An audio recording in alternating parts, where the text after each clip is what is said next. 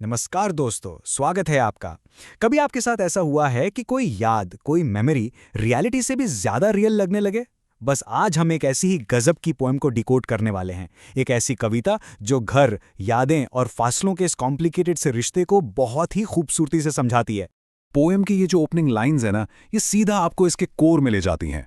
जरा इमेजिन कीजिए, इतना बड़ा विशाल कश्मीर सिकुड़कर बस एक मेल बॉक्स में आ गया है।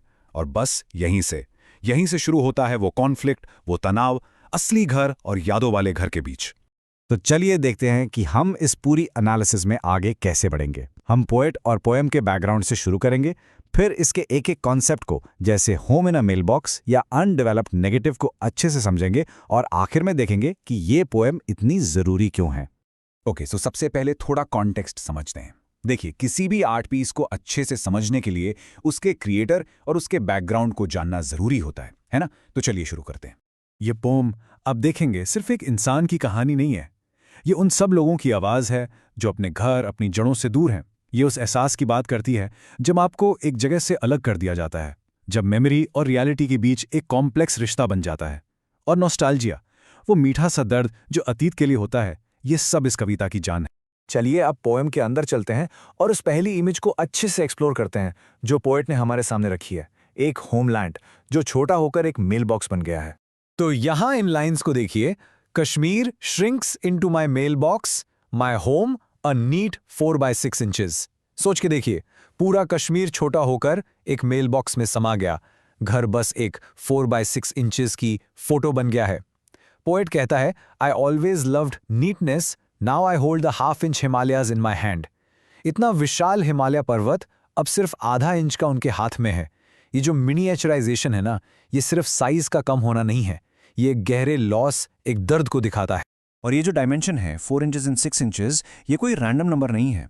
ये स्टैंडर्ड पोस्ट कार्ड या फोटोग्राफ का साइज होता है। पोएट ने इसे स्पेसिफिकली मेंशन किया है ताकि हम उस कॉन्ट्रास्ट को, उस फर्क को फील कर पाएं। एक पूरे देश, एक पूरे होमलैंड और उसके इस छोटे से रिप्रेजेंटेशन के बीच का फर्क।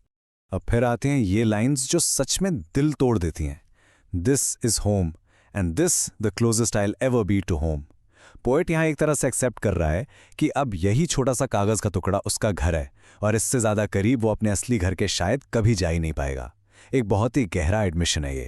चलिए अब आगे बढ़ते हैं और देखते हैं कि कैसे पोएट की मेमोरी ने उसके घर को एक परफेक्ट, एकदम आइडियल जगह बना दिया है। यहाँ पोएट कहता है, When I return, the colors won't be so brilliant, the Jhelum's waters so clean, so ultramarine, my love so overexposed. उसे एक डर है, एक अजीब सा डर, कि अगर वो कभी वापस गया तो शायद चीज़ें वैसी ना मिलें जैसी उसकी यादों में हैं।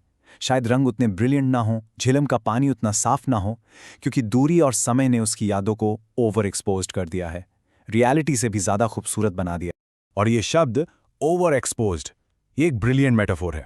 देखिए, फोटोग्राफी में जब फिल्म पर ज़रूरत से ज़्यादा लाइट पड़ जाती है तो इमेज बहुत ब्राइट हो जाती है और उसकी डिटेल्स खो जाती हैं।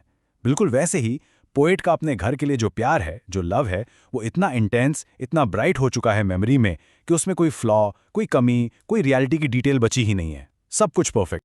तो ये सवाल उठता है कि पोएट को ये डर क्यों है कि रंग ब्रिलियंट नहीं होंगे? क्या वो ये कहना चाहता है कि कश्मीर वक्त के साथ बदल गया होगा, या फिर वो इस बात से डर रहा है कि उसकी खुद की मेमोरी इतनी परफेक्ट, इतनी आइडियलाइज्ड हो गई है कि असलियत उसके आगे फीकी ही लगेगी? और यहीं हम पोएम के कोर कॉन्फ्लिक्ट पर आते हैं। मेमोरी जो ब्रिलियंट है और रियलिटी जिसके ब्लर्ड होने का डर है। इस कंपैरिजन को देखिए। एक तरफ है आइडियल मेमोरी, ब्रिलियंट कलर्स, साफ झेलम नदी, अल्ट्रामरीन पानी और ओवर एक्सपोज्ड लव। और दूसरी तरफ है वो feared reality, out of focus, black and white, एक जायंट नेगेटिव जो अभी तक अनडेवलप्ड है। पोएट इन दो दुनियाओं के बीच में फंसा हुआ है, एक जो उसके दिमाग में है और दूसरी जिसका सामना करने से वो डरता है। चलिए अब कविता के आखिरी हिस्से पर चलते हैं, जहां हमें इसका सबसे पावरफुल और गहरा मेटाफोर मिलता है। ये आखिरी लाइंस देखिए।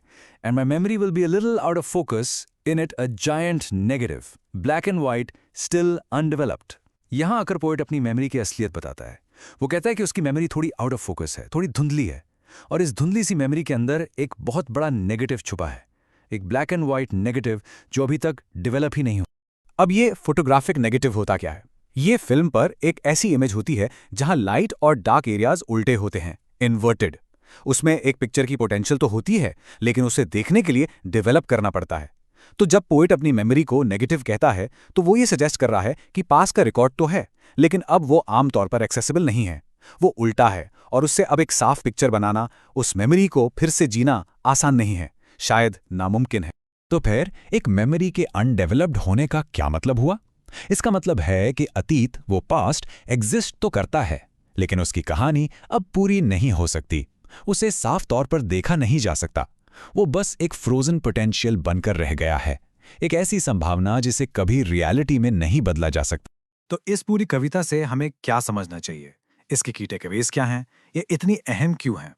देखिए, सबसे पहली बात तो ये कि घर सिर्फ एक फिजिकल जगह नहीं रह जाता, वो एक आइडिया बन जाता है। दूसरी बात, मेमोरी आपको सुकून भी दे सकती है और एक कैद की तरह भी हो सकती है। ये कविता इस बात को भी हाईलाइट करती है कि पास्ट कितना नाजुक होता है और वो हमेशा के लिए खो भी सकता है।